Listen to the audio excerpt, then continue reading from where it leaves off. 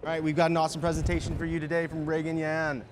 It's a little bit about hyper-personalization in a very impersonal world. As we start to get to the point where technology is where it is today, everything's becoming more personalized, especially personal content.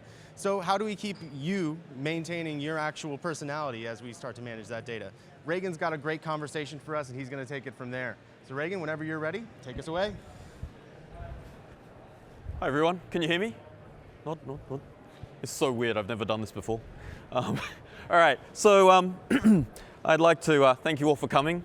I'd also like to thank US Border Control for letting me in the country. I'm an Australian, and when I got to San Francisco, I got absolutely interrogated. The lady asked me, what do you do? I said, I work in marketing. Why are you here? I'm presenting at a conference. What are you presenting on? Marketing. And she went through absolutely everything. So luckily, I read the news, and I heard about all of the shenanigans that go on at the US border. So I printed absolutely everything, including the run sheet for the conference, so that she could prove that I was actually here. Anyway, so put your hand up if you think that the world is going to go into a recession.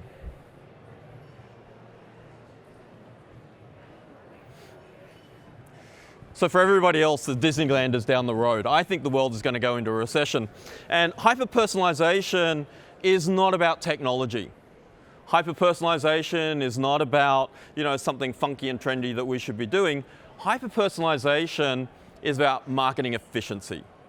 And the reason that it's important right now is because probably sometime over the next 3 to 4 months, your CFO is going to come to you and want to take money from you. He's either going to cut your budget, or he's going to say, you need to give me more for the same amount of money or less. And you're going to have an answer for that. And hyper-personalization, by creating efficiency within your marketing, is a great way to do that. Now, I'm not going to sit here and give you a bunch of great case studies. That's not what I'm here for. What I'm here to do is actually help you understand a different way of thinking about hyper-personalization.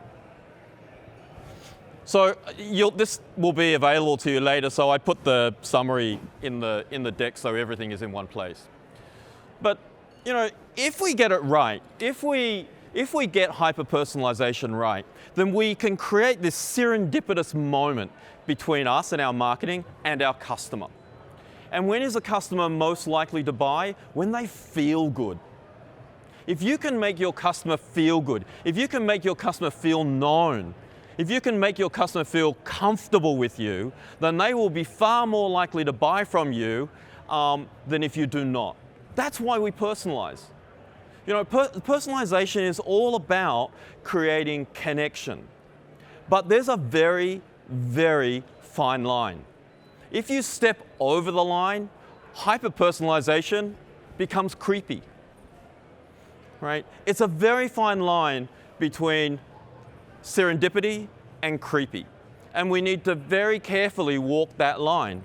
And the line is different for everybody. And that's the challenge that we have. What's okay for me may not be okay for you. And as a marketer, I need to understand where those boundaries are for every one of my customers.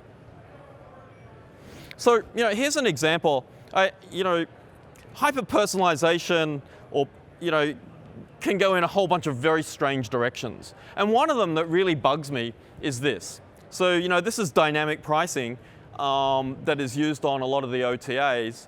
I went to an OTA, let's say, and I looked for a room in the Ritz-Carlton in Dubai.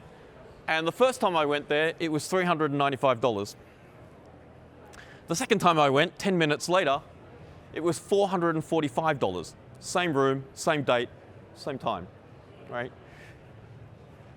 This is a great way to drive revenue. It's a terrible way to build a relationship with your customer. It's just, if somebody came to you face to face and offered you something for $100 and you said, I'll think about it, and then said, well, if you don't buy it now, it's $110, what would you do? What would you think? What would you think about that person? Sure, you've got the data, you can do all of those things, but do you really want to?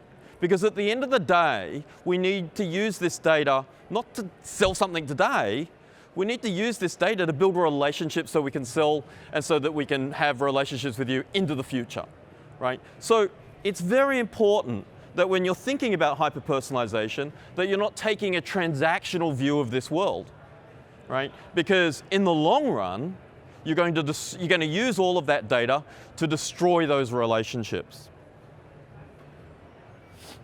So we all collect loads of data. Some of the data, you're collecting data you don't even know you're collecting, I'm sure of it, right? And you can use all sorts of data in all sorts of different ways. The question you have to ask yourself is, just because you've got it, should you use it? Does the customer reasonably expect me to know this? Does the customer reasonably expect me to create marketing from it? Right? And if the answer to that is no, then pause and take a moment to think about whether you really should use it, right? Because again, knowing something doesn't mean you have to use it, right? When somebody comes to you and they say, let me tell you a secret about Joe, what's the first thing you should think? The first thing you should think is that you should never tell that person your personal secrets. Right? If they can't be trusted with somebody else's information, they sure as hell can't be trusted with yours. And when we breach our customers' trust, that's exactly what they think of us. Now, I actually got asked a very interesting question in an interview I just did about what's the difference between large organizations and small organizations when it comes to this sort of thing. And the truth is, it's different.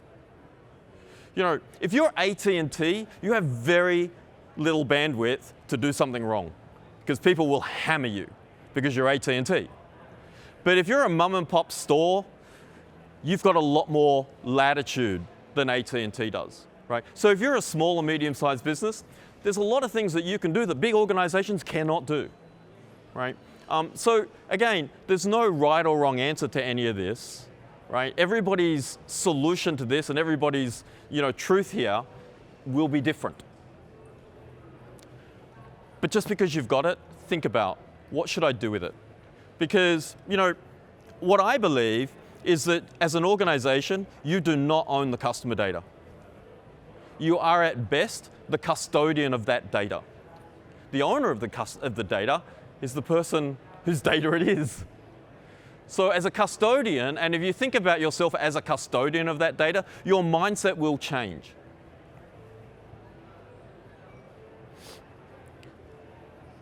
So this is the first time in human history, I believe, where there have been very different attitudes to data and to privacy from generation to generation, right? So I'm a baby. No, I'm not a baby boomer. I'm an X-gen. And my attitude and a baby boomer's attitude towards data and privacy is that my data is a property right. It's mine.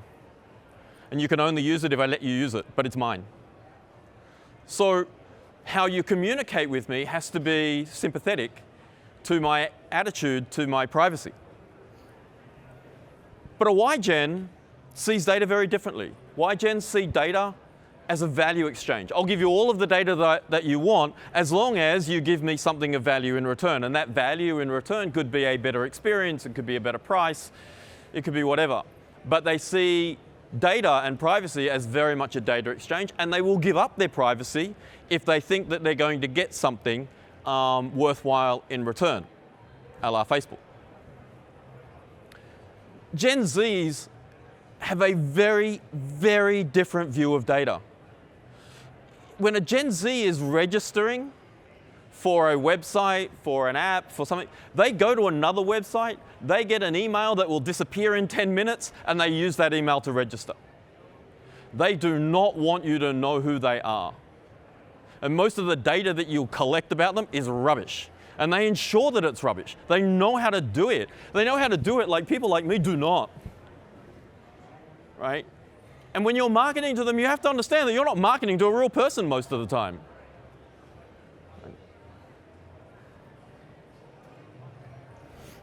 So this is a very controversial idea because everybody thinks about real time. And if you talk to all of the technology platforms, they all will hammer on to you about real time, real time, real time. You have to go to real time marketing, you have to go to real time marketing, and you have to have real time data, and you have to be able to execute in real time, blah, blah, blah, blah, blah, right?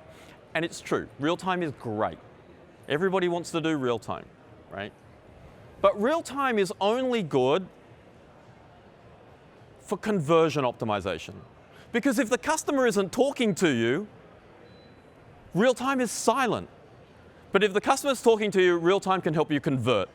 But real time marketing is all about conversion optimization.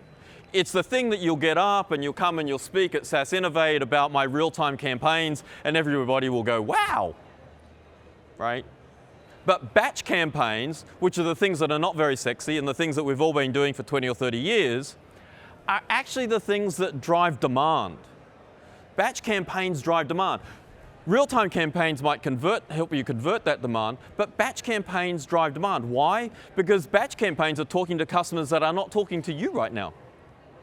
And if you never ask the question, you'll never get the answer, right? So batch campaigns are still very important.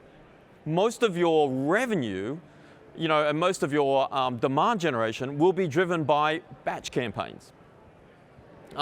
And so, even though, real-time campaigns will get you a speaking slot, batch campaigns will get you your bonus and pay your kids' school fees. Because that's what drives results, in my experience. And so, be very careful when you come to presentations like this one, which is why I don't give you any case studies, is because everybody has a case study. Everybody can tell you about the one campaign that they built that got a 300% response rate, lift in response rate, and it was fantastic, and and they put up these great slides of all of the amazing things that they did. But it's like one flower, right? And they make great presentations, but they don't make great businesses, right? If you want to build a great business, you need lots and lots of flowers, right? You need to grow your flowers at scale. Thousands and thousands of flowers, will make a field of flowers, not one. And so, be careful when people tell you, and you go and your platform, your technology platform will come to you and they'll give you great case studies. Oh, we did this and we did this and we did this. How many campaigns do your customers run, right? I've been coming to, conferences like this for 20 years, right? And particularly when you go to, the platforms, you see customers come up and they talk about, their implementation. They talk about the things that they're doing. And over 20 years, I've noticed a very interesting trend. The only people who present bought the platform within the last 12 months. You very rarely see people coming back after 5 years going, I'm still using the platform, it's amazing, and I've got 5,000 campaigns executing every month. All the case studies that you ever see are just past implementation, right? But Rome was not built in a day. It takes years to build these capabilities. It takes years to build a marketing campaign suite that will deliver significant value to your business. It does not happen after the implementation, and it doesn't happen after you've finished 5 use cases. It takes a long time because you've got to fill that whole field full of flowers, and you've got to build Rome one brick at a time, right? And we talk to a lot of people who have implemented a marketing automation platform, whether it's SaaS or one of the others, right? And what I always tell people is that I see a lot of marketing automation platforms implemented, but I see very little marketing automation. I see a lot of marketing automation platforms still being used to run batch campaigns. Why is that a problem? The problem is you can't scale it. If you're running a manual batch campaign, you can't scale it. You can automate your batch campaign, and that will work. But a lot of the campaigns that we see are still manual, and they're still ad hoc. And you can't get to scale that way.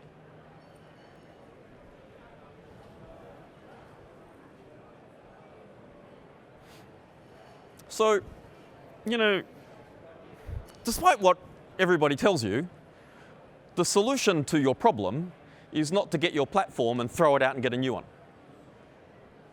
Right? Most of the platforms do pretty much the same thing. And these days, most of the platforms work. 20 years ago, they didn't all work, so it was a whole different problem, right? But these days, all the platforms work. Some are better than others, and some have, you know, different strengths than others, but the platforms work. You know, and in talking to SaaS customers is really interesting. I mean, there's SaaS customers that have been on SaaS MA for 10, 15, 20 years, and they refuse to get off, right? And there's good reason for that, because it works, right? So, you know, changing, but what we see in the market is that we see a lot of churn. You know, people, you know, they get a platform, they use it for a couple of years, oh no, this is not what I want, and so they change it to the next one. And then a couple of years later, they change it to the next one, right? And so you spend all of your effort changing and none of your effort actually building, right? If you keep, you know, building a house and knocking over and building a house and knocking over it, you'll never build Rome, right? So most of the work that we do is actually not implementing. Most of the work that we do is actually remediating. So taking your existing platform and getting your existing platform to automate. And in most cases, I'll tell you not to change it. Because this is where the problem is. The problem is not your platform. The problem is very rarely your platform. The problem is nearly always your data, because it's too complicated, because it's not available, because it's not clean, because it's not reliable. You cannot run marketing automation if you don't automate the data that goes into your platform. It's impossible, right? So if you're thinking that, you know, I can, you know, lay down my marketing automation platform and connect it to my data warehouse and then I'm going to automate my marketing, I guarantee you 95% of the time, you will fail. In 20 years of doing this, that's the number, right? Because the way we design data for marketing is completely different to the way we design data for reporting. It's completely different to the way we design data for analytics. It's completely different, because marketing automation is production. I've got to know that that campaign can kick off at 2 o'clock in the morning every day of the week. And it's going to kick off and do exactly the same thing every time it kicks off. And if it doesn't kick off, the system's got to stop. Because if it doesn't stop, a whole bunch of people are going to get marketing they weren't supposed to get. So when we're building marketing automation, we're building production systems. We're not building analytics systems, and we're not building reporting systems. If a report goes out wrong, nobody dies. You know, you're not going to get, you know, half a million customers, you know, redeem a voucher that they're not supposed to have. But if you get your marketing wrong, that will absolutely happen. Right. So the thing that we need to spend most of our time on is not implementing the platform, it's fixing the data. It's connecting the data in a way that we can build automated campaigns. It's connecting the data in a way that we can see whether those campaigns worked. And it's building the data in a way that we can do all of that quickly and at scale. Because you've got to be running thousands of campaigns. Not tens of campaigns, not even hundreds of campaigns, thousands. And so, you know, we've always talked about right time, right target, right message, right channel, and right offer. But to be successful in the future, you need to do all of those things at scale. Hyper-personalization is all about intimacy at scale. You can be intimate one-on-one. But in marketing, we need to have this conversation, we need to have this level of intimacy at scale with hundreds, if not millions of customers. And so, you know, we've learned something in 20 years of doing this. Ironically, the problem hasn't changed that much. The technology's changed, the data's changed, the way we do it has changed. But you've got to have the right strategy. You've got to be very clear about what you're trying to achieve here. Because if you're not clear about what you're trying to achieve, then you won't be clear about what you're trying to design. And we have this process that we call automation by design. And the reason we call it automation by design is because unless you design this whole marketing automation process for automation, it will not be automated. So you have to start with automation in mind from the beginning. And then the second part is actually making that happen, right? And it's not about throwing one platform out and adding another platform in. It's about stitching platforms together, and it's about making sure that the data is right. Right? If you get one thing from me out of this whole time, think data. Whenever you see my name, think data, because it's the one thing that will hold you back as you go through this process. And then the last one, and this is, people always forget this, is operations. Because it's a system. It's a marketing automation system. And you can't, if you're a big organization, you can't run it with 5 people, right? I've never seen marketing automation go in and the number of people working in marketing go down. It always goes up, right? So operations is really important because when you're running your campaigns at scale, it's a significant operational load. And you need to have the right people in place, you need to have the right processes in place, and you need to have the right controls in place because privacy gets breached really easily. And you need to have the systems in place and the processes in place to remediate it, to investigate it, and to resolve it.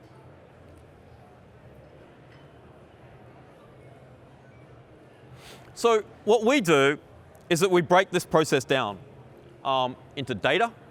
So designing the data, thinking about what marketing problem we're trying to solve, and designing a marketing data architecture that suits that problem. If you're trying to execute real-time campaigns, we need to make sure that we're delivering real-time data in the right place at the right time with the right quality controls. If you're not, then we don't have to do that. If you're pulling data from 10 different systems, we need to make sure that that data is delivered and synced and cleaned, ready for the campaign to execute, right?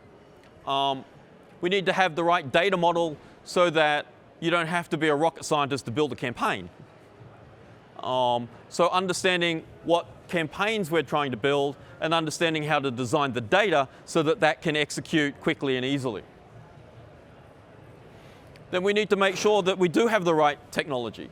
If you're a telco and you're trolling through CDRs, you need a different technology stack to if you're a retailer, right, with 100,000 SKUs. It's a completely different data problem that you need to solve.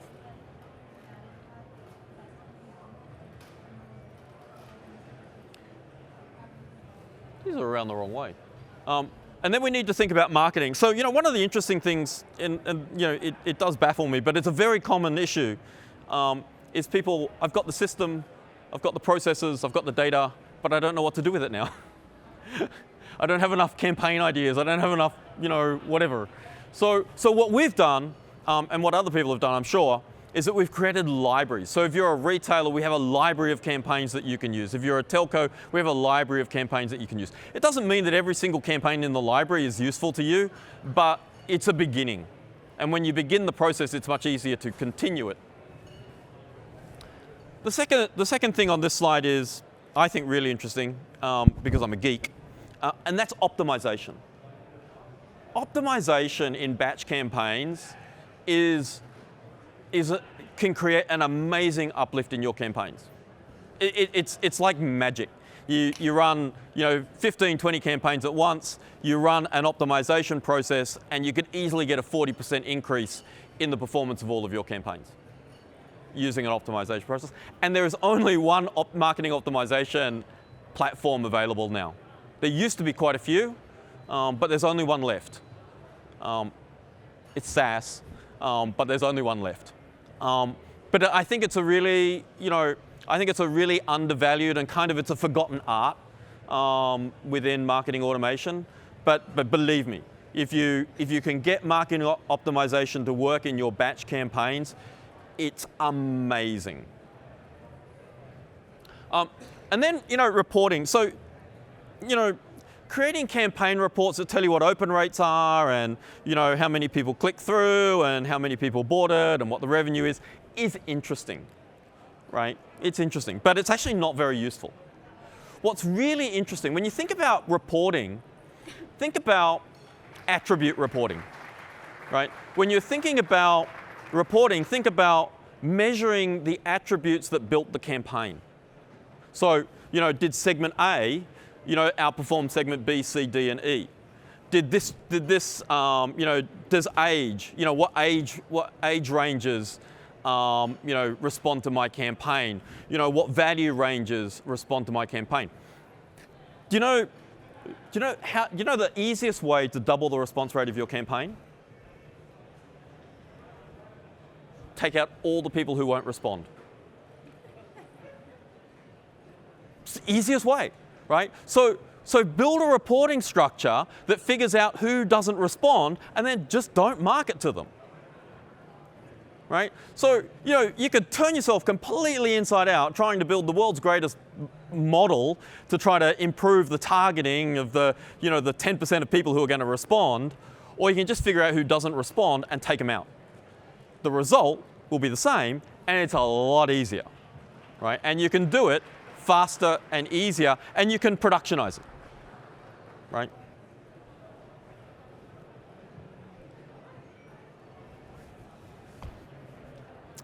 Any questions? Questions, we will bring the microphone over. Just raise your hand and we can set that up. SAS did actually ask me, for some questions that they could seed into the audience, and I completely forgot to do it, so please don't embarrass me.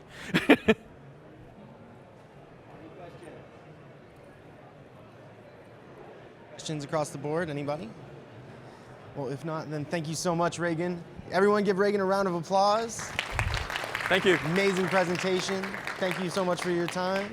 We're going to be coming back to you in just a few minutes, so sit tight. Let us know if there's anything we can do for you in the meantime, and have a look around. We'll be back in just a few.